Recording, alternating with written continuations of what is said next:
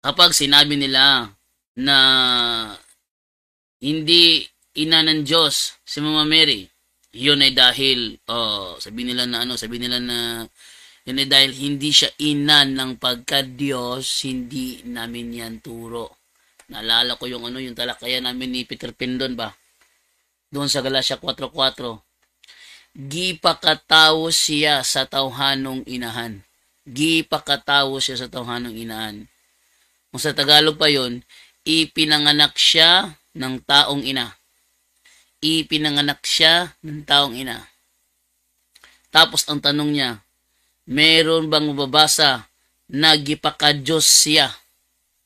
Gipaka-Diyos siya sa tawhanong inahan.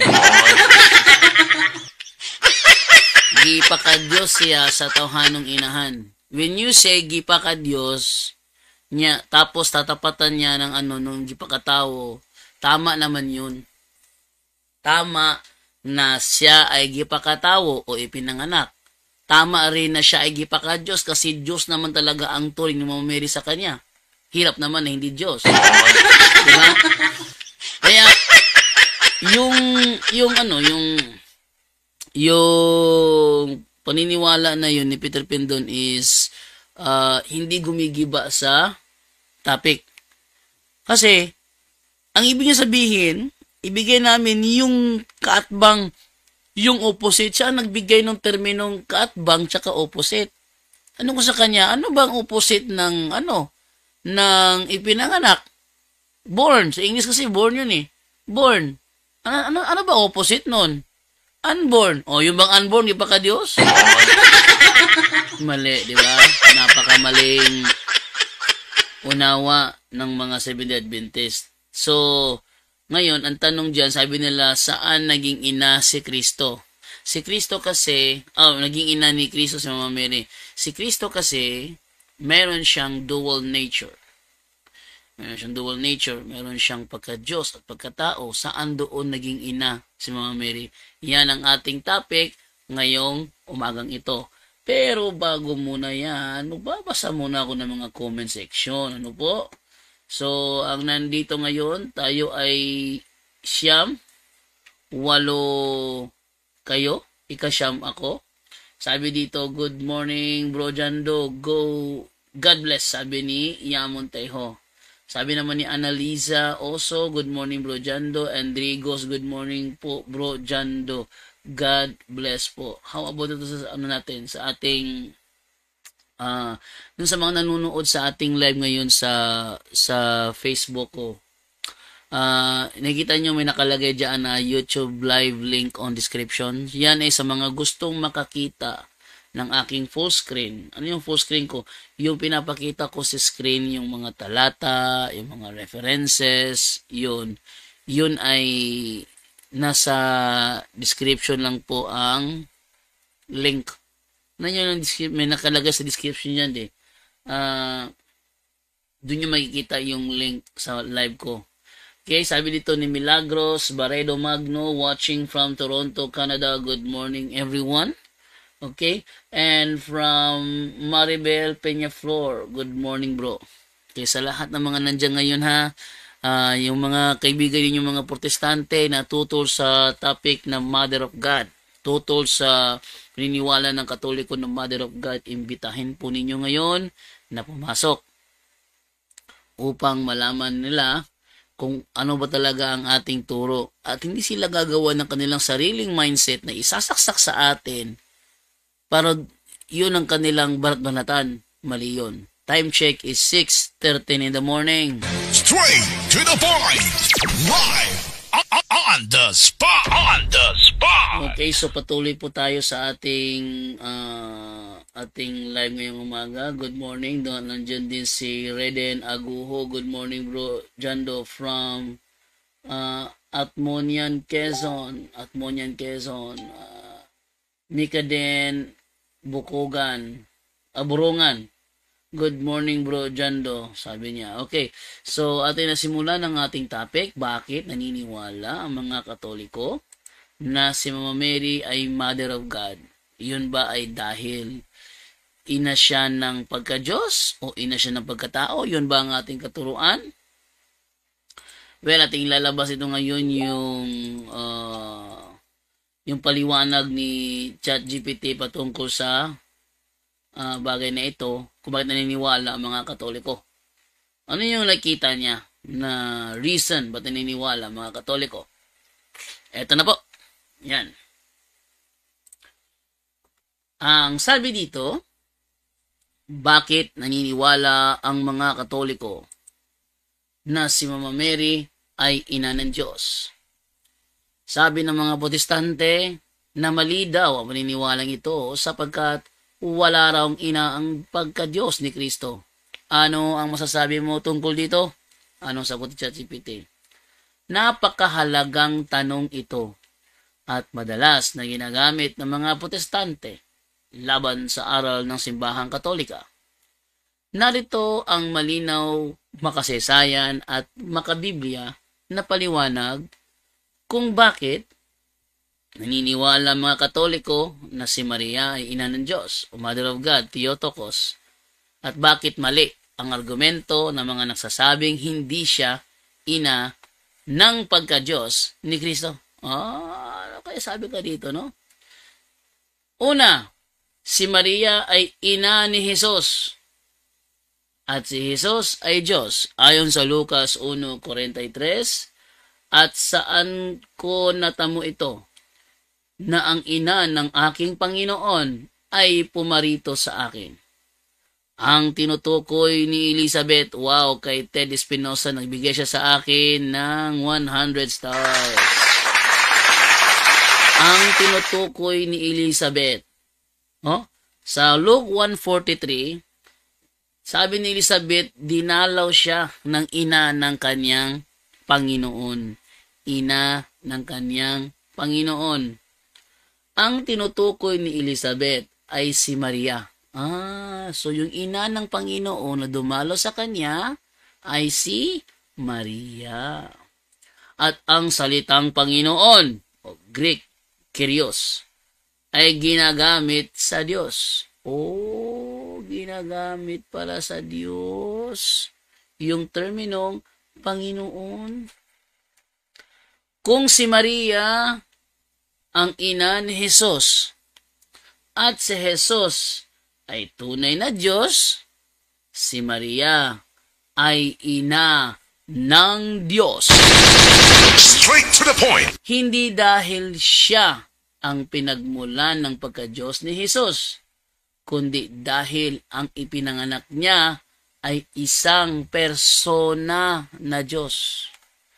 Sabihin, hindi natin turo sa Katoliko na ang pagka-Diyos ni Kristo ay nagmula kay Mama Mary. Wala tayong turong ganyan.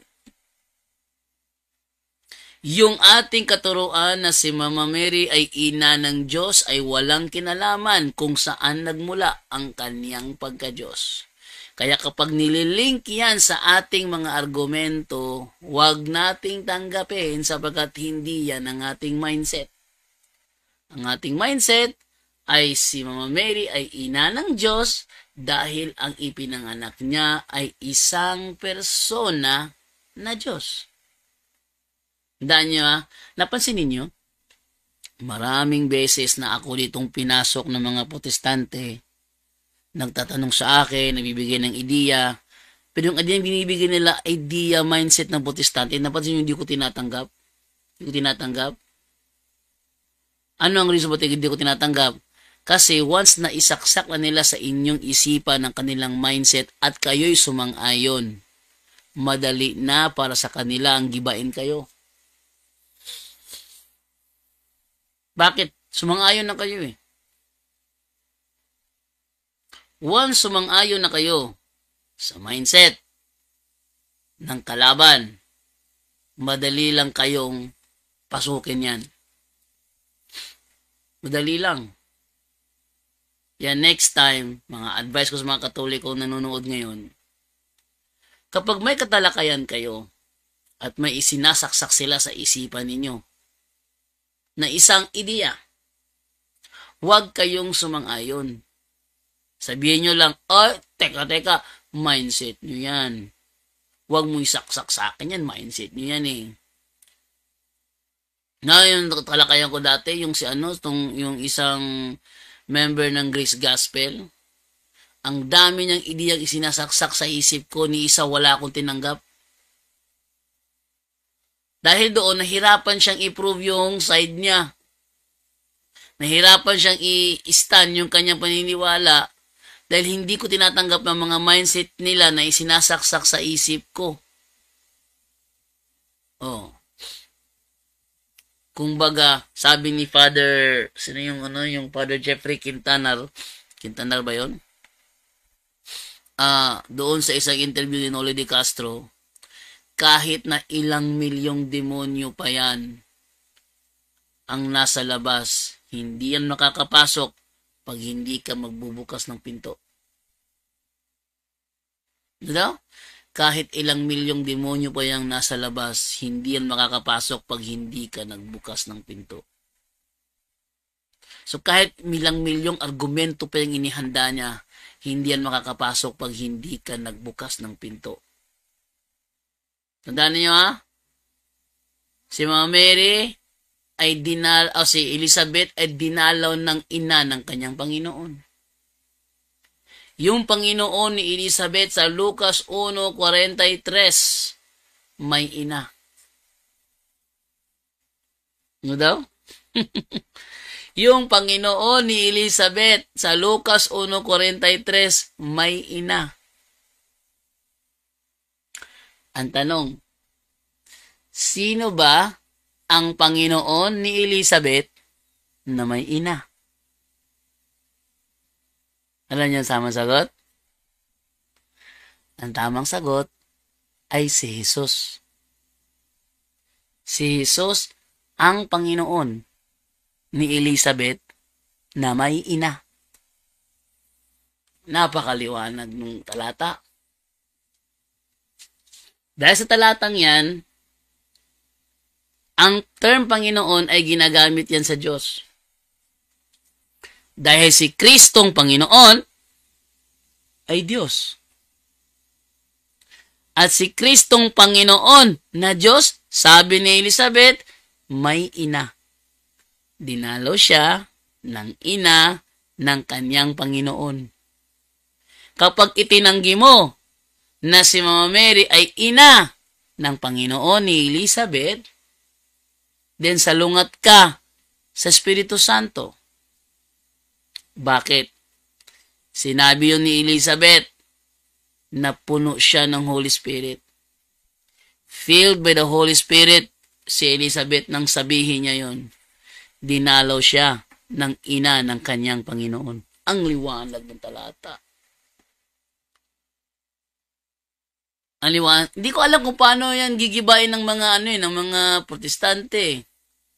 Kasi nung nagtalakay si Eli Soriano about sa Mother of God, never niyang binanggit ang Lucas 1:43. Never niya binanggit yon. Hindi ko alam kung meron ba ditong malakas ang loob ng mga protestante na sasabihing mali ang sinabi ni Elizabeth. Bakit? Nang sabihin niya yon, siya ay puspos ng Holy Spirit. Puspos siya ng Holy Spirit nang sabihin niya yon. Ha? Nagdinalo siya ng ina ng kanyang Panginoon. Ang Panginoon ni Elizabeth na si Kristo ay Diyos. Tandaan niyo yan.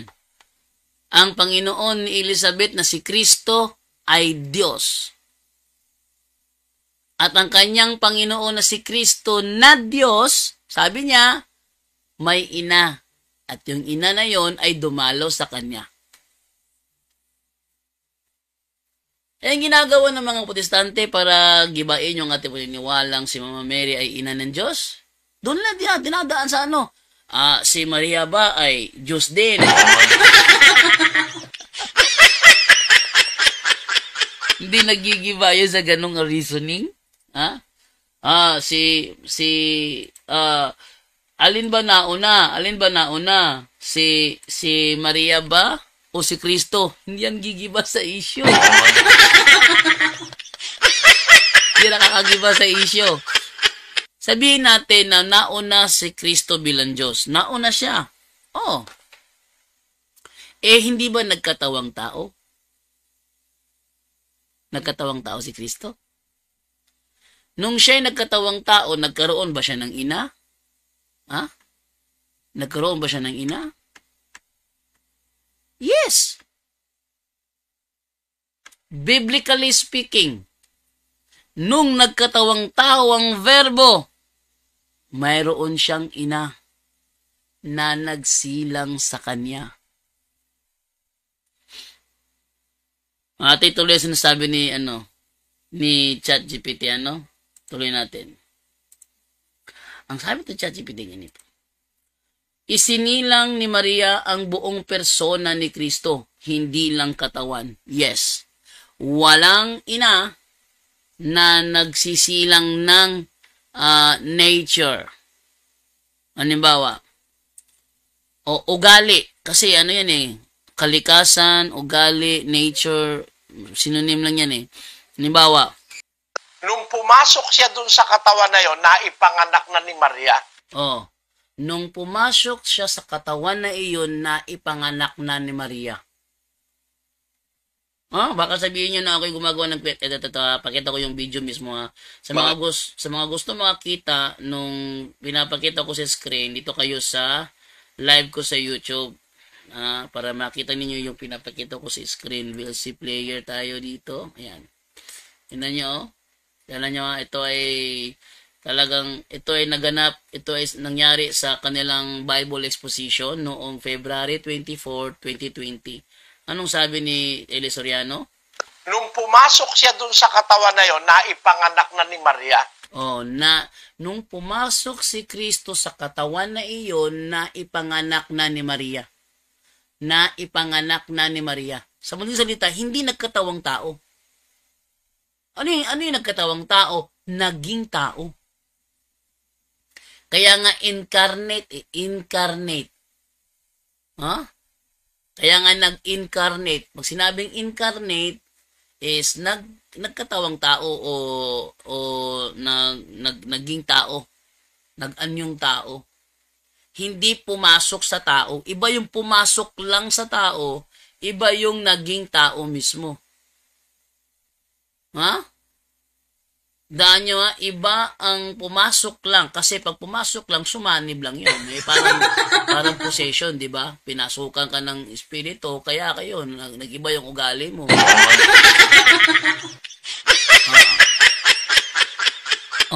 Ang tawag dyan sa ideyang yan is Nestorianism.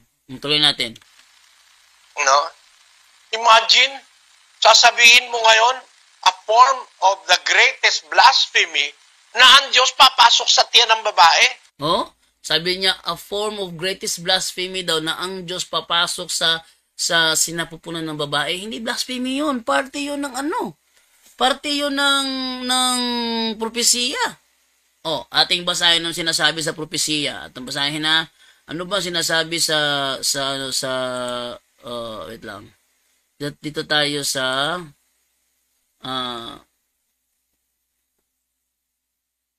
dito tayo sa Isaias 9:6. Ano sabi dito sa Isaias 9:6?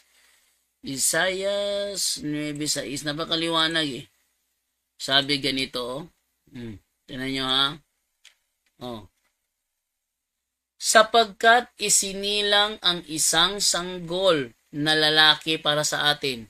Ang isinilang sanggol, hindi katawan lang na empty shell.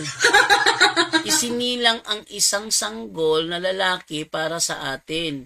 Ibinigay ang pamamahala sa kanya at siya ay tatawaging kahangahangang tagapayo. Sino ang tatawaging kahangahangang tagapayo? Yung katawan lang ba? Mali. Makapangyarihang Diyos. Alin na makapangyarihang Diyos? Yung katawan lang ba? O yung batang isisilang? Yung sanggol na isisilang. Mali talaga unawa ng MCGI Si Larry Silva yan, nag-uumigting yung sa galit sa akin. Ay yung mga post niyan, puro atake personal, ad hominem. Napansin yung mga post Larry Silva patungkol sa akin, puro ad hominem. Alam mo dyan gago ka, mga post ni Larry Silva. Tindi talaga ng galit niya sa akin. Sige, magalit ka lang sa akin, ang gusto mo. Total, pananagutan mo yan. Pananagutan mo yan sa araw ng paghuhukom. Sige, magalit ka hanggat gusto mo. Hindi kita pipigilan. Magalit ka hanggat gusto mong magalit sa akin. Hindi kita pipigilan dyan. Total, ikaw magbabae niya pagdating ng araw. Babayaan mo yan. Hindi naman ako mananagot dyan eh. Sige, tuloy mo lang. Kung gusto mo na mapuot sa akin, go ahead. I will not stop you. I will just let you get mad at me because I am telling the truth. Go ahead. Larry Silva, no? Kung nanonood mo si Larry Silva ngayon. Sabi ito, ano pa sabi ni Soriano? Tapos dadaan sa sex organ ng babae. Napakamaling nun. Napakamaling deduction nun. Napakamaling deduction. Saan siya lumabas? Pinanganak siya. Yan ang Nestorianism. Yan ang Nestorianism, no? Ipinanganak ni Mama Mary ang persona, hindi ang katawang tao lang. Tapos pag panganak na niya, pumasok na si Kristo, mali yun. Mali na unawa yun. Saan niya kinuha yung unawang yan? Nasa Hebreo 10:5 niya kinuha ang unawang yan. Mali. Ang ibig sabihin na isang katawan na sa akin ay inihanda mo, ang ibig sabihin nun, may propesiya siyang gaganapin na siya'y magkakatawang tao. Tingnan nyo sa lahat ng komentaryo ng mga Bible scholar kung sinasabi doon na isang katawan sa akin ay inihanda mo, ang meaning noon, mayroon siyang propesiya gaganapin na bilang tao. Yon ang ibig sabihin nun. Sa kanila kasi, nagbasa ng Biblia, din gawa ng kanilang interpretation na yun ang kanilang unawa doon, yun ang kanilang papaliwanag, na parang yun talaga ang ibig sabihin ng author. Mali. Kasi kung yun ibig sabihin ng author, kinukontra niya ang sinabi ni Apostle John na the Word became flesh. Ano yung nagkatawang tao? The Word became flesh. Minsan kasi, narinig ko dati, sinabi ni Soriano, kaya nga nagkatawang tao, parang ganito ba, lalaki, nagdamit babae. Oh. Lalaki, nagdamit babae. Yung damit, hindi mong hubarin yung damit. Di ba? Hindi mong hubarin yung damit. Pag ninubad yung damit, makita mo yung pagkalalaki niya. Yun ang ano ni Soriano doon eh. Nagdamit babae. Naisip ko, mali palang unawa pala yun. Maling unawa. Kasi ganito yan eh. Yung sinabing nagkatawang tao sa English nan and the Word became flesh. Eh kung nagdamit babae lang, hindi siya naging damit. Kasi nagdamit lang eh. Iba yung nagdamit babae sa naging damit babae. Iba yun. Yan naisip ko, dati, naririnig ko yung paliwanag ni Soriano yun, kala ko tama eh. Di ba? Para bang lalaki, nagdamit babae. Oh. Yun ang kanyang paliwanag doon. Akala ko nung una ko narinig yun, akala ko tama. Pero mali pala. Iba yung nagdamit babae sa naging damit babae. Pag sinabing nagdamit babae, ang lalaki nagdamit babae, nagsuot lang siya ng damit na babae at pwede niyang hubarin anytime niya gusto. Pero si Kristo, nung siya'y nagkatawang tao, hindi na niya hinubad yun. Never niya hinubad yun. Ang pagkatawang tao, never niya hinubad yun. Saan sa Biblia hinubad niya ang kanyang pagkatawang tao? Wala. So, hindi siya pwedeng gawing example yung nagdamit babae. Kasi yung nagdamit babae, pwedeng hubarin anytime. Samantalang si Kristo, nagkatawang tao, hindi niya mahuhubad yun. Nung siya nagkatawang tao, sa English, became flesh, ibig sabihin, kung sa ideya niya sasakyan natin, si Kristo ay naging damit babae o naging tao, yun ang tamang ano doon. Pero yung nagdamit babae lang, nagdamit babae, hindi pwede yun. Pwede niyong hubarin anytime yun eh. Talaga napakamali talaga ng unawa ng MCGI. Napakamaling unawa talaga ang turo ni Eli Soriano sa mga membro ng MCGI. Si Kristo ay hindi lang nagkatawang tao. Yung nagkatawang tao, ang sabi do, ang meaning noon, naging tao. Hindi nagdamit ng tao. Talagang naging tao. At nakita siya bilang tao. Kumbaga, kung at isasakyan nyo kanyang analogy sa damit, nakita siya bilang damit.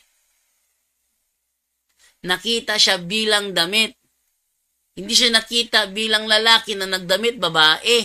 Iba yun. Nakita siya bilang damit. Iba yun sa nakita siyang lalaki na nagdamit babae. Iba yun. Tingnan mo yung grammar, napakaiba ng sa grammar ng uunaway mo, iba eh. Oh. Mali talaga ang turo ni Eli Soriano sa MCGI. O sabi niya, ako tinitira personal eh. Yung reklamo niya, di ba? Tuloy natin ha. Ang sabi niya dito. Dadaan ng Diyos at yan sa sex organ ng isang babae, dinadaanan ng ihi. Saan ba lalabas pag isinilang yung bata? Tingnan ninyo ha, anong klaseng unawa meron si Eli Soriano ha? Isang may dadaan yung bata alangan sa puwit.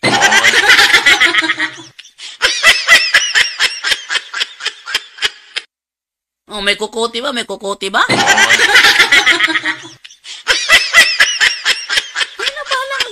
Tingnan nyo kung ano siya magturo. Anong klaseng tagapangaral si Eli Soriano? May magrereklamong MCGI dyan? Sige, magreklamo kayo. Pasukin nyo ako rito. Ha? Tingnan nyo kung anong klaseng turo meron ng sinasaksak ni Eli Soriano sa kanyang mga membro. Na no wonder na isa-isang kinokontra ni Daniel Rason ang mga turo ni Soriano. No wonder isa-isa niyang gigibain yung mga turo ni Soriano. Marami ng turo si Eli Soriano na ginigiba ni Daniel Rason. Na-record yan ng reddit.com, no? Na-record ng reddit.com yung mga maling unawa ni Eli Soriano. Ngayon tayo ngayon sa kanyang paliwanag ko. What kind of a blasphemy is that? Blasphemy daw. Hindi blasphemy yun. Normal talaga na ang bata isinilang lalabas doon sa ari ng babae. Alangamag sa ilong lalabas. Alangamag sa puwet. Pag sa puwet lumabas ay ibang usapan na yun. Ibang usapan na yun pag sa puwet lumabas. Takita nyo? So talaga napakamali ng kanyang unawa. Ayan, tuloy natin ha, kung anong yung, tingnan nyo kung gaano ka mali yung unawa ni Eli Soriano. So, ibig sabihin, yung kanilang turo, yung, pag siya, ano yung sabi niya, pag ako, nagsalita, sa aral, ang aking tinitira, yung aral. Pag sila naman sa akin, ang kanilang tinitira, yung aking personal. Ha? Sabi sa ko ba nakita yun? Ito, tingnan nyo, Ko po, ang aral ang aking gustong maitanyag. Ang aral daw ang kanyang gustong maitanyag. Itong ating mga katunggali, dinadala sa personal. Ayun. Bakit si Larry Silva? Instead na labanan ako sa aral, ang binabangga sa akin personal.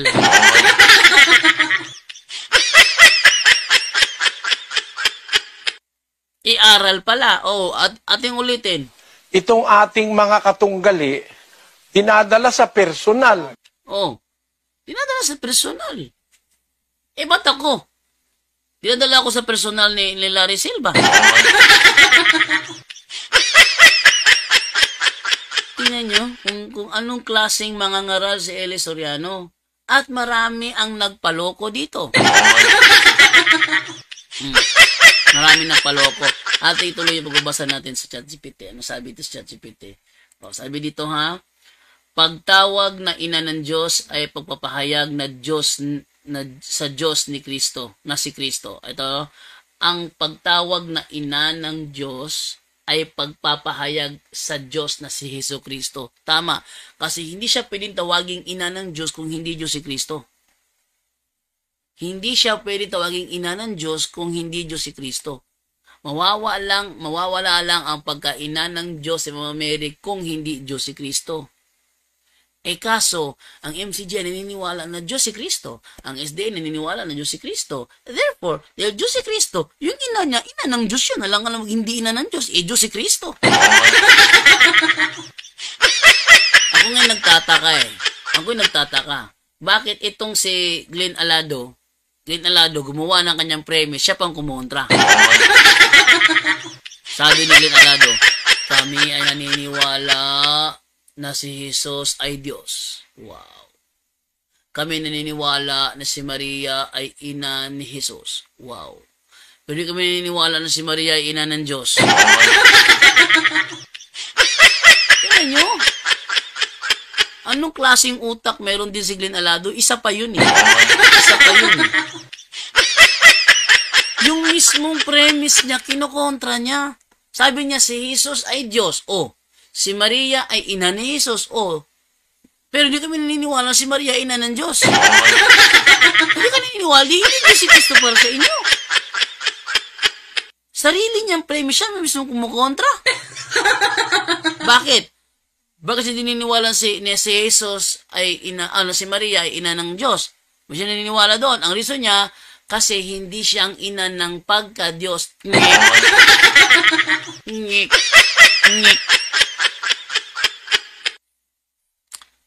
Ano ba ang nagkaroon ng ina? Yung persona ba o yung nature niya? Alin ba nagkaroon ng ina? Yung persona ba o yung nature niya? Siyempre, yung persona ang nagkaroon ng ina. Kasi ang persona ang isinilang. At yung persona doon, kasama doon ang nature natural.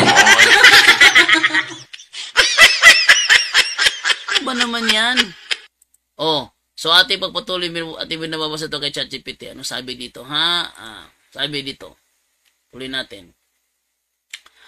Sabi niya dito, ang pamagat na Mother of God, Theotokos, ay hindi tungkol sa pagpapadakila kay Maria higit sa Diyos. Hindi ito ibig sabihin na dinadakila si Mama Mary na lampas pa sa Diyos. Yung sinasabi nila, Diyos din ba si Maria? Yon ay bunga ng kanilang maling unawa. Ha? Sabi dito si Elinon Ronel, sino ama bro? Sino ama? Ang ama ni Jesus yung God the Father. Yun ang ama. Kasi din yung si San Jose, siya ang itinuring na ama sa mga ni Kristo dahil siya yung asawa ni Mama Mary. Tinuring siya na ama dahil siya yung asawa ni Mama Mary. Ang tawag sa kanya doon is anak ni Jose. Anak ni Jose.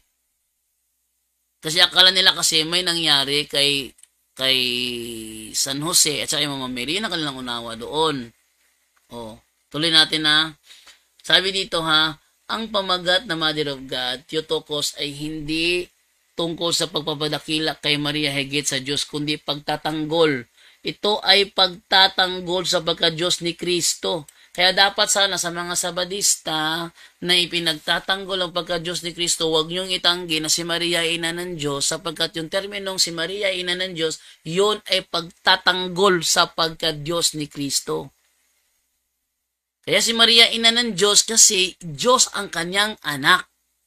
Hindi dahil mas nauna siya sa anak. Mali yun. Si Maria ay ina ng Diyos sapagkat Diyos ang kanyang anak. Si Kristo ay Diyos at si Maria ang kanyang ina. tama lamang na tawagin siyang ina ng Diyos. Sabi ni Glenn Alado, si Jesus ay Diyos. Si Maria, ina ni Jesus. Pero di kami naniniwala na si Maria ay ina ng Diyos. Napaka-illogical nun. Very illogical talaga yun. Ha? Very illogical talaga yun. Sabi ni Cuniberto Retarino, ang bastos na kaisipan ni Soriano, ipinapahid niya sa Diyos. Tamo? Ipinapakita ko sa inyo kung ano talaga si Eli Soriano. Okay? Ang pagka-Diyos ni Kristo ay walang pasimula. Pero ang inang si Maria ay totoo pa rin. Ang pagka-Diyos ni Kristo ay walang simula. Correct yun. Ang pagka-Diyos ni Kristo ay walang simula. Ngunit noong ang Diyos na walang hanggan ay naging tao, siya ay pinanganak ng babae. Hindi sa pagka-Diyos niya, kundi sa pagkatao niya. Ngunit, ang isinilang na ito ay iisang persona. Ano daw? Ang isinilang na ito ay iisang persona. Ang Diyos, anak. Ang isinilang ni Mama Mary ay hindi lamang ang katawang tao. Ang isinilang ni Mama Mary ay ang mismong Diyos anak. Kaya si Maria ay hindi ina ng pagka-Diyos. Tamo? Kaya si Maria ay hindi ina ng pagka-Diyos, kundi ina ng Diyos na nagkatawang tao. Kaya hindi rin ito mali, kundi isang tamang pagpapahayag ng pananampalataya sa buong pagka-Diyos ni Jesus. Yung kapag tinanggi ng mga SDA na si Maria ay ina ng Diyos, hindi Diyos si Kristo sa kanila. Ganun kasimple yun eh. Bawa, ina ng presidente. Ina ng presidente. Hindi siya pinitawaging ina ng hindi siya pinitawaging ina ng presidente kung hindi presidente ang kanyang anak. Kaya siya tinatawag na ina ng presidente kasi presidente ang kanyang anak. Eh kung hindi presidente, tawagin mo ina ng presidente? Hindi. Halimbawa, ina ng kapitan. Ina ng kapitan. Hindi mo siya pinitawaging ina ng kapitan kung hindi kapitan ng kanyang anak. Ganun yun. Ina ng Santo Papa. Hindi siya pwede tawagin ina ng Santo Papa kung hindi Santo Papa ang kanyang anak. Ganun yun. Kaya si Maria, ina ng Diyos, kasi Diyos ang kanyang anak. Ganun lang kasimple yun. Very simple lang naman unawain yun eh. Pero yung mga protestante, gumagawa ng sariling butas para kontrahin yun. Kailan nyo ha? Tuloy tayo. Maling argumento ng mga protestante. Walang ina ang pagka-Diyos ni Kristo, kaya hindi siya ina ng Diyos. Tunay na walang pasimula ang pagka-Diyos. Tama yon. Pero tinutukoy sa ina ng Diyos ay kung sino ang isinilang na persona. At ito ay si Jesus na Diyos at tao. Ang pagtutol ng mga protestante ay logical na mali. Palpak. Dahil sinusubukan nilang hatiin si Kristo sa dalawang persona na hindi ayon sa Biblia. Ngayon, sinong palpak dito? Tuloy, konklusyon. Si Maria ay ina ng Diyos sapagkat ang ipinanganak niya ay si Jesus, ang Diyos na nagkatawang tao. Hindi natin pwedeng hatiin ng pagkatao at pagka-Diyos ni Jesus. Iisang persona siya. Tama. Kapag nagutom si Jesus, kumain si Jesus, pwede ba natin sabihin na kumain ng Diyos? Yes. Nasaan ang Diyos nyo? Diyos kusina. Yung Diyos nasa kusina? Oh, nasaan doon? Ayun, kumakain ng Diyos namin. Referring to Christ. Kumakain ng Diyos namin. Nasaan ang Diyos nyo ngayon? Nasa sala. Anong ginagawa? Umiinom. Ha? Diyos nyo umiinom? Patingin nga. Nakita si Jesus doon, umiinom siya sa tubig. So, ang Diyos niyo uminom umiinom ng tubig. Yes, nakita mo naman, di ba? Umiinom ng tubig ang Diyos namin. Bakit? Ang Diyos nila si Jesus. Tama ba na sabihin kumain ang Diyos? Yes, tama yun. Kung referring to Jesus. Tama ba sabihin na uhaw ang Diyos? Yes, tama yun. Kung referring to Jesus. Tama ba sabihin naihi ang Diyos? Yes, kung referring to Jesus. Tama ba sabihin natai ang Diyos? Yes, kung referring to Jesus. Hindi na masama doon. Nagkatawang tao nga, lang ang hindi maihi yan. Ang hindi maihi, kung, nagkatawang tao nga. Natural. Ano yung ugali ng tao, nasa kanya na rin yun, kasi nagkatawang tao siya. Yan ang problema sa kanila. Kumukontra. Pero ang kanilang kinokontra, hindi naman ang ating turo. Ang kinokontra nila, ang kanilang maling unawa. Naniniwala ba mga Protestante na si Jesus ay Diyos? Yes. Naniniwala ba sila na si Maria ay ina ni Jesus? Yes. Therefore, si Jesus na Diyos may ina. Sino ang ina ng Diyos na ipinanganak? Sino ang ina ng Diyos na ipinanganak? Sino? Sabi dito kasi, yung palating ng tamang panahon, ipinadala ng Diyos ang kanyang anak, isinilang ng babae. Nagkatawang tao ang verbo, at ang verbo ay Diyos, nagkatawang tao. Nung siya nagkatawang tao, sino ang ina ng verbo na nagkatawang tao? Sino?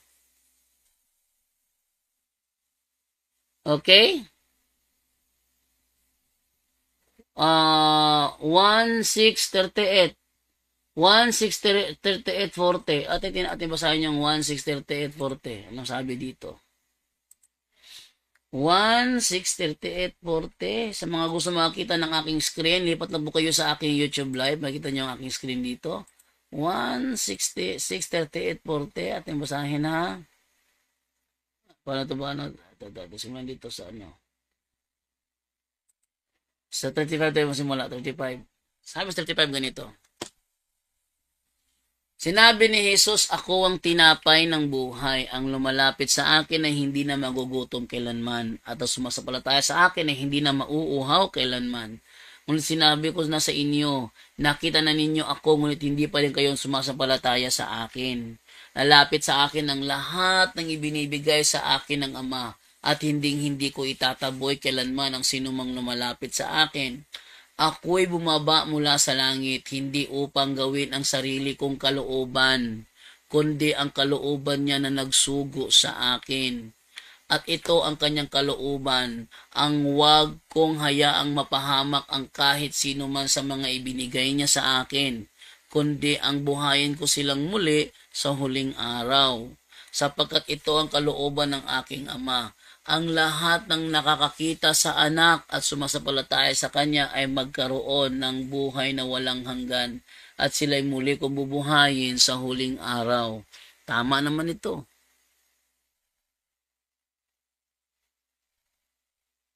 At titingin ko, hindi naman ito, wala ito kinalaman sa sa issue about Mary. Pero tama ito. Sapagkat ang tutukoy dito yung anak. Yung anak na Diyos na nagkaroon ng ina. Yan ang topic dito eh. Di ba? Ang topic dito is about sa anak ng Diyos na nagkaroon ng ina. Ngayon, sino itong Diyos na nagkaroon ng ina? Kung sabihin din nagkaroon ng ina ito nagkatawang tao ito. Nagkatawang tao ito, hindi nagkaroon ng ina. Hindi naman magkaroon ng ito. Kung hindi lang ito nagkatawang tao, dito magkakaroon ng ina. Nagkatawang tao Naging tao. Naging tao. Hindi nagkaroon ng ina. Sarili mo lang yan dyan do. Nasa Biblia yan. O, basahin na. Hebreo 2.14. Ano sabi dito? Hebreo 2.14. Tingnan nyo ano sabi dito ha. Dahil sa ang mga anak ay mga may bahagi sa laman at dugo, siya na may gayon ding nakabahagi sa mga ito. O nagkaroon siya ng laman at dugo. Upang sa pamamagitan ng kamatayan ay kanya-kanyang malipol yung mga may paghahari sa kamatayan, sa makatuwid ay ang dyablo. Kaya siya nagkaroon ng laman at dugo para siya ay dumating sa point in sa kanyang life na mamatay siya dahil yun ang kanyang siya kailangan ganapin. Na kailangan siya mamatay. Paano siya mamamatay kung mananatili siyang tao? Diyos. Na espiritu. Kaya siya may pagkakataon na mamatay siya, kailangan niyang magkatawang tao. Nung siya nagkatawang tao ba, nawala nga ng pagka-Diyos? Kasama pa rin niya pagka-Diyos niya nung siya nagkatawang tao. Hindi nawala niya pagka-Diyos ni Kristo. Nandoon kasi Diyos siya eh. Ang merong nature ng pagka-Diyos, yung Diyos. Kasama doon. So, bakit maniniwala na si Maria ay ina ng Diyos? Yun ay dahil si Kristo na kanyang anak ay Diyos. Yun ang reason kung bakit siya tinatawag namin na ina ng Diyos. Dahil si Kristo mismo ay Diyos. Ang meron lang karapatang itanggihan ay yung mga naniniwalang hindi Diyos si Kristo. Kaya halimbawa ng mga IEC ni Manalo. Hindi natin sila mapipilit na kung ayaw lang maniwala na si Maria ay ina ng Diyos sapagkat di naman sila naniniwala na si Jesus ay Diyos. Silang may karapatan na sabihin yon. Yung mga Muslim, mga saksi ni Jehovah. Pero doon sa naniniwalang Diyos si Jesus, wala kayong karapatang sabihin hindi si Maria ang ina ng Diyos. Maliban na lang kung nababaliw na kayo. Kayo na mismo gumawa ng premise. Kayo pag gumigiban ng premise nyo, anong tawag doon? Hindi ka baliwan. No? Okay. So, nauuhaw ako rito, no? Siyempre, tao, nature ng tao na mauhaw, kaya nauuhaw ako rito. Wait lang. Kuha mo ako tubig. Saglit lang ha. Kuha ako tubig. Wait lang. Kuha mo ako tubig doon sa labi naman ni LV Guy. Paraygon kayo si Divine Bro JD. Yes, napakalambing ni Divine. Hay nako, sana pag lumaki si Divine, hindi ako kukontrahin ito.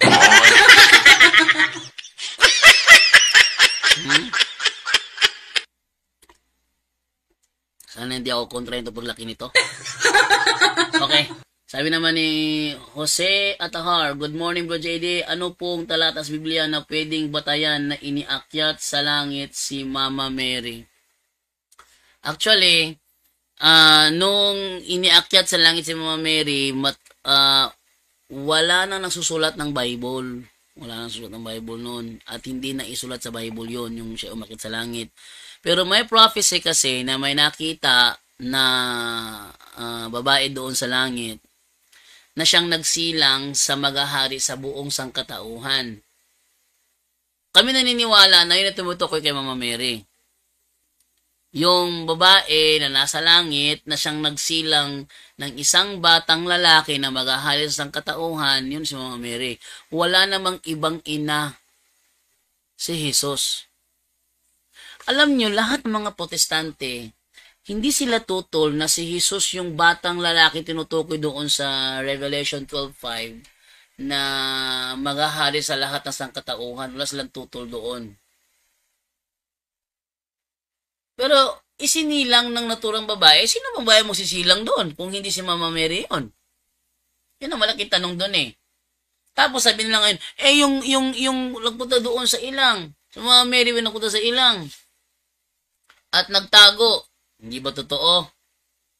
Hindi ba totoo na na siya ay inilayo ng Panginoon doon sa mga gusto pumatay kay Jesus? Di ba totoo 'yon? Di ba totoo naman inilayo siya? Pwede rin mo rin niyang i-apply yung babaeng niyan sa iglesia. Pwede rin. Sa iglesia ng Israel, kung saan sila ay pinersecute, pwede rin.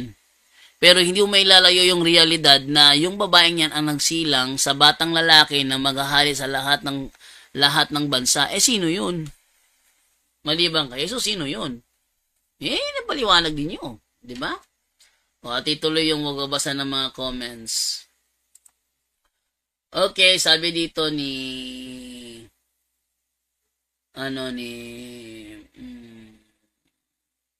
Tovan Hunter, morning, Drigos, wala talaga sa tamang unawa. Mga protestante bro, sabi pa naman, anak daw si Kristo sa mag-asawang Jose at Maria. Kaya tao lang daw siya. Sino protestante yung sabi nun? Na siya ay tao lang. Tao lang siya. Saan yung sabi nun? Siya yung i-cross-examine mo. Abraham B. Domingo, good morning po, Brother Jando. God bless you and your beloved family, always watching. Thank you po, thank you. And then Wilfredo Necesario, good morning, Bro JD. Bakit masakit ang sa tenga ang pangalan Mama Mary sa mga protestante? Yan ay isang palatandaan na wala silang relasyon kay Mama Mary. Ganito lang yan, no? Kung iniibig mo ang isang tao, yung taong yun may ina. Kung mamahalin mo siya, syempre, dama yung ina. Kasi yung ina ang dahilan kung ba't mo siya nakilala. Diba? Yung ina ang dahilan kung ba't mo siya nakilala. Kung mahal mo yung taong yun, dapat mahalin mo rin yung kanyang ina na siyang reason ba't mo siya nakilala. Ganon din yon. Ngayon, tingnan mo ha, pag ikinasal, kasi yung iglesia kasi para lang siyang babaeng ikakasal kay Kristo eh. Yung iglesia para lang siyang babaeng ikakasal kay Kristo. Kung siya ikakasal kay Kristo, ano ang tawag mo sa mama niya? Pakisagot nyo yan. Kung ang iglesia ay parang babaeng ikakasal kay Kristo, what are you doing here? Oh my God. I leave it to your butang nga nagsinina last night. Ngayon, ang iglesia ay parang babaeng ikakasal kay Kristo. Kung siya'y ikakasal kay Kristo, ano ang tawag ng babaeng ito sa nanay ni Kristo? Kayo na bahala mag-isip dun. Kung sila ang tunay na iglesia, alam nyo na kung ano ang tawag nila dapat sa nanay ni Kristo. Kung di nila kayang gawin yun, then you are not worthy. You are not worthy to become Christ's wife. You are not worthy to become Christ's wife. Kung di nyo matanggap ang kanyang ina. Di mo naman pwede sabihin na, mahal kita, Panginoon, pero sorry, di ko matanggap ang nanay mo. Di pwede yun. Si Kristo nga, mahal na mahal yung nanay niya. Di mo matanggap. Ano kaya pakiramdam ni Kristo? Sabihin mo sa kanya, mahal kita, Panginoon, pero hindi ko matanggap yung nanay mo. Ano kaya mararamdaman ni Kristo doon? Siya mismo, simula nung siya'y isinilang hanggang sa siya'y pumanaw, mahal na mahal niya ang kanyang ina. Never nangyari na kanyang itinakwil ang kanyang ina. Never nangyari yun.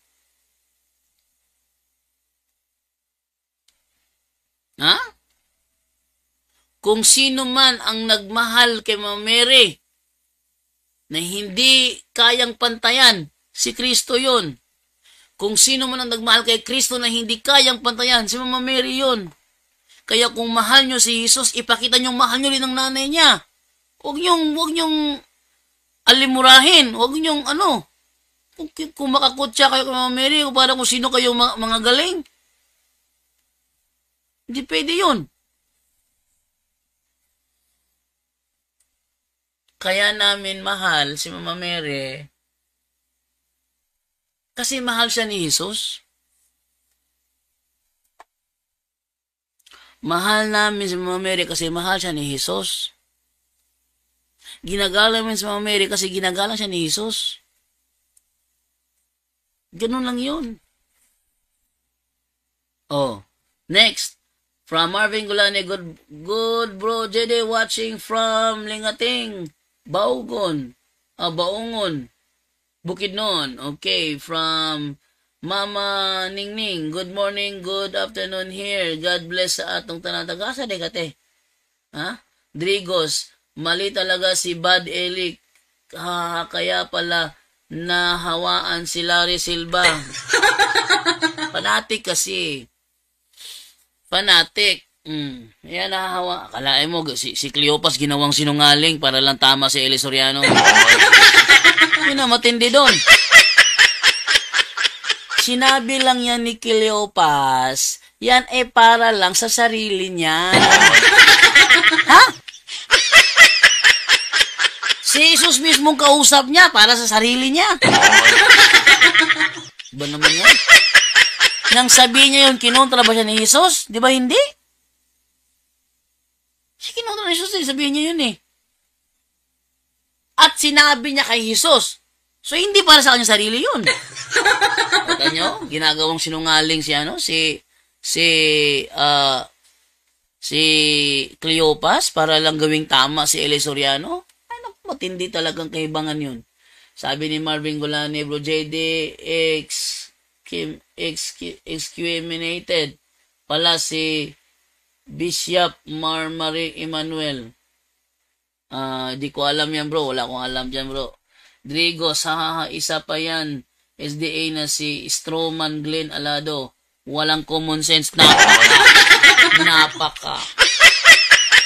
Napaka walang common sense ni Glenn Alado. Doon pa lang sa kalantalakayan ni Padre Darwin about doon sa sa Church the Pillar and the Ground of Truth. Doon pa lang walang talagang common sense eh.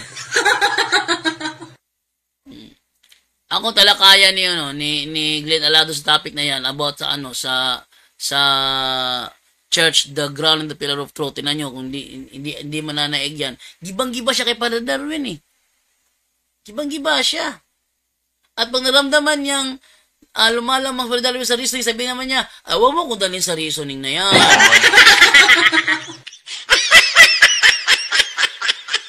Napakaroon talaga. Tapos Glenn Alado, naku, ano lang yan? Maingay lang yan, maingay, pero walang laman ng utak niya. No? Naman tayo kay ayun si 1914 naman ang salita lang daw ng Ama ang naging tao. Di daw ang verbo. Mali. Yung ang salita ng Ama, yun ang verbo. Kumbaga sa Revelation 19:13, ang verbo ng Diyos, ang tawag kay Kristo, ang verbo ng Diyos. E ano ba ang verbo sa 1:1? At ang verbo ay Diyos. Oh. Ilang Diyos sila ngayon? Isa. Oh, sabi mo dalawa? Isa. Iisa lang yan. Iisang nature lang yan. Iisang nature. Oh. Isang nature lang yan. Tuloy natin. Sally Mandreza. Good morning, Bro JD. Watching from Zamboanga, Sibugay. Good morning po, te. Roselyn Lizardo. Shout out po from Riyadh, Saudi Arabia. Always watching your videos. Shout out po doon kay Ate Sally Mandreza. Sally Mandreza at kay Ate Roselyn Lizardo. Straight to the point. And then Linda Tata Camilo, good morning everyone. God bless us all. Okay, good morning sa iyo, te. Tunod sa kabila naman tayo from Anton Palma Sapal Jr. Keep on sharing, guys. This is an informative topic. Share nyo po ito. Napaka-informative po itong topic natin na ito about Mary, the Mother of God. And Doris Estrada, good morning, Bro JD. Sabi naman dito ni Bong Dunggalo. Dunggalo, parang Andrew Dunggalo. Ngayon buntag, Brajando, alabado, salamat sa tanan pagpanalipod sa katinawan o pagpasabot. Thank you po. Ito, God be the glory po. To God be the glory. Ako'y isang makasalanang tao. Hindi ko tinatangin na ako'y makasalanang tao. Pero buong lakas ng loob ko sabihin sa inyo, nasasabihin ko ang totoo pag ako'y nangangaral. Okay? Ito naman na, dahil yun ay sa ikaluluwalhati ng Panginoon yung aking ginagawa. Okay? Salita naman ni Do Kakiles, good morning, bro. About Pentecost na topic po, bro. Pentecost. Sige, yan ang topic din bukas. Pentecost. Sino ba? Aling iglesia ba ang binuhusan doon sa Day of Pentecost? Yan ang ating topic bukas, no? Sige, yan, lagawan ko muna, wait lang ha. Para hindi mawala yung topic ko para bukas. Sige, ang topic ko para bukas is, kaninong iglesia ba? Kaninong iglesia ba? Iglesia ba ang binuhusan ng Holy Spirit? Holy Spirit noong Day of Pentecost. Ito ba ay ang iglesyang inaaniban ni Felix Manalo? O ang iglesyang mali yung kinaaniban, ano? Pinamumunuan siguro.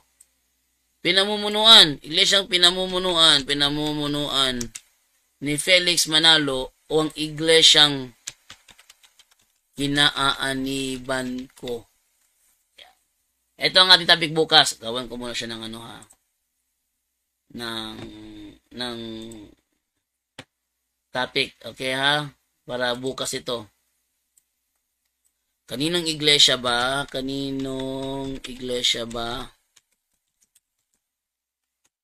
ang binuhusan ng Holy Spirit? Holy Spirit sa Day of Pentecost. Day of Pentecost. Lagpas.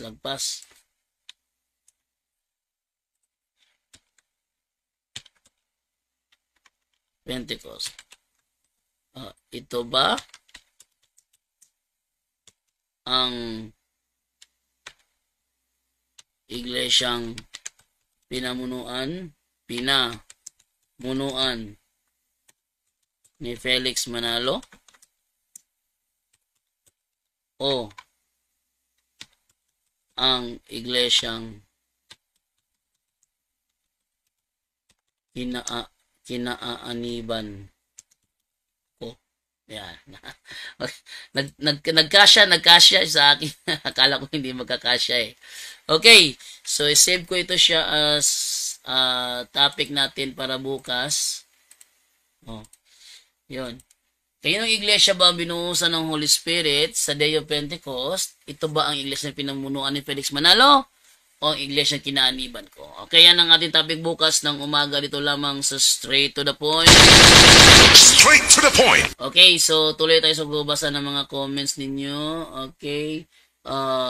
Sabi dito ni Do Kakiles, thank you bro para sa ikalig-on sa pagtuong Katoliko kay Pentecost Sunday sab ugma birthday sa simbahan. Ala! Tanin sa ChatGPT ha. Tanin sa ChatGPT. Pentecost babukas. Pentecost Day babukas. Ayan.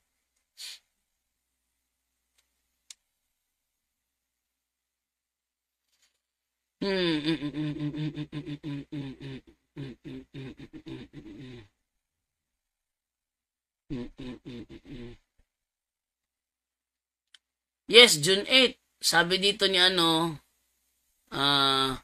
ni ChatGPT, pakita ko sa inyo. Ayan. ChatGPT ito. Ayan Kailan ang Pentecost Sunday ngayon 2025? Ang Pentecost Sunday ay ipinagdiriwang 50 days after Easter Sunday. Easter Sunday 2025 falls on April 20, 2025. Kung bibilang ka ng 50 days mula April 20, ang Pentecost Sunday ay June 8. June 8, 2025. Ilang taon na bukas ang Iglesia Katolika. Ilang taon na bukas ang Iglesia Katolika.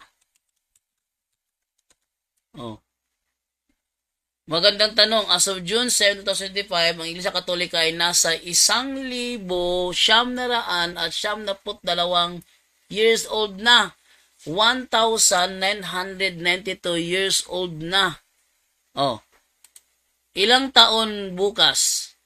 Oh, ilang taon bukas? Ilang taon na? Ilang taon bukas ang Iglesia ni Kristong tatag ni Felix Manalo. Itong tatag ni Felix Manalo. Oh. Ilang taon na? Searching the web. Okay. Bilang ng Hunyo 7, 2025, ang Iglesia ni Cristo ayon sa tatag ni Manalo ay nasa 111 taon na. Hindi pa sila umaabot ng 500 years. Paano nyo sasabihin kayo ang tunay na iglesyang nasa Biblia?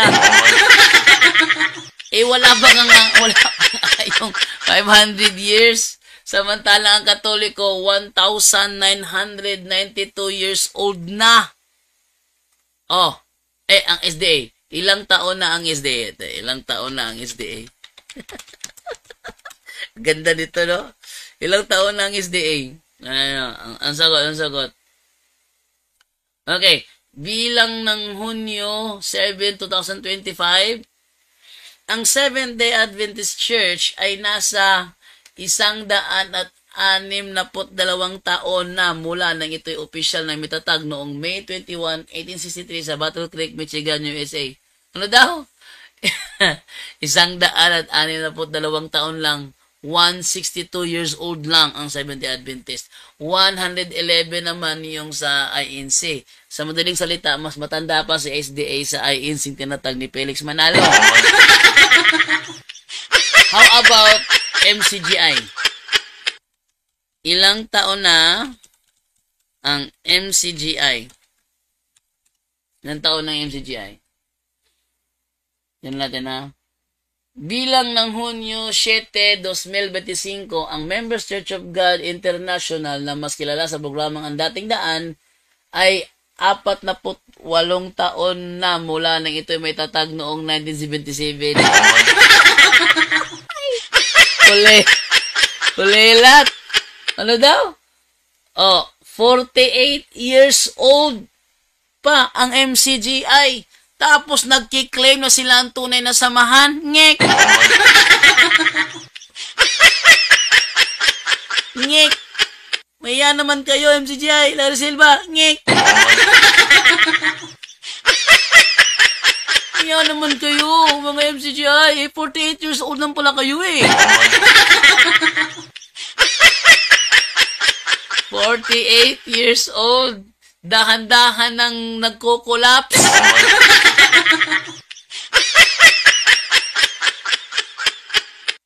"48 years old pa lang, dahan-dahan nang nagko-collapse." Simula nung pinalitan ni Daniel Rason si Eli Soriano, dahan-dahan nang nagko-collapse ang iglesyang yan. Dahan-dahan nagko-collapse.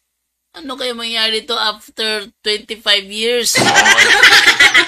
Buhay pa kaya ang iglesyang yan sa the next 25 years, buhay pa kaya ang iglesyang yan? Ngayon pa lang, 48 years old pa lang, nagko-collapse na.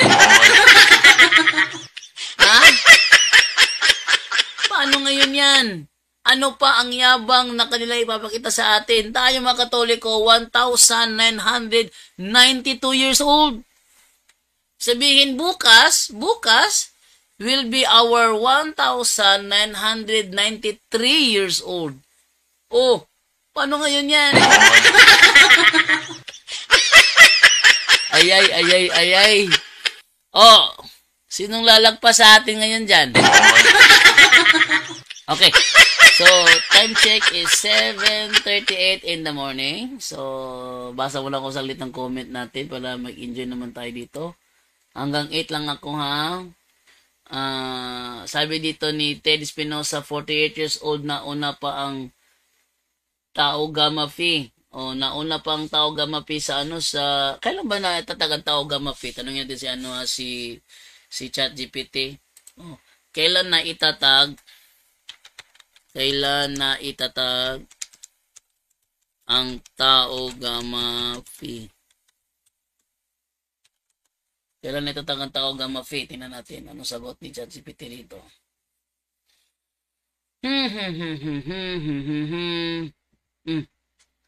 Ha?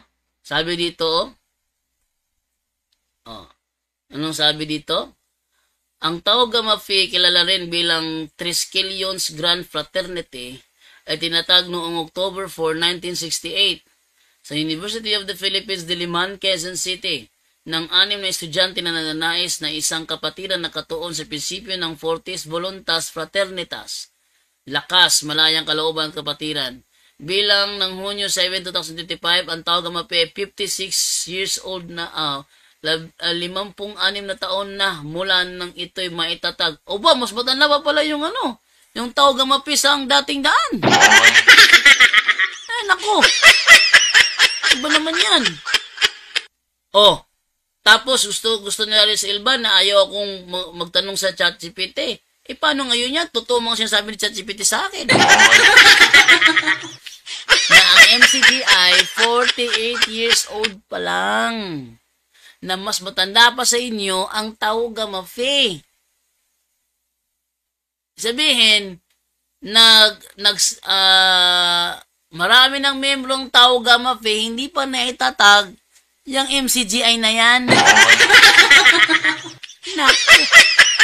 Naku, kawawa naman ako. To make his message known is our responsibility. So here we are to pledge our lives to the Lord of eternity. I am Catholic, I am alive, I am the gospel, I am the light. I am Catholic, I am alive, I am the revelation.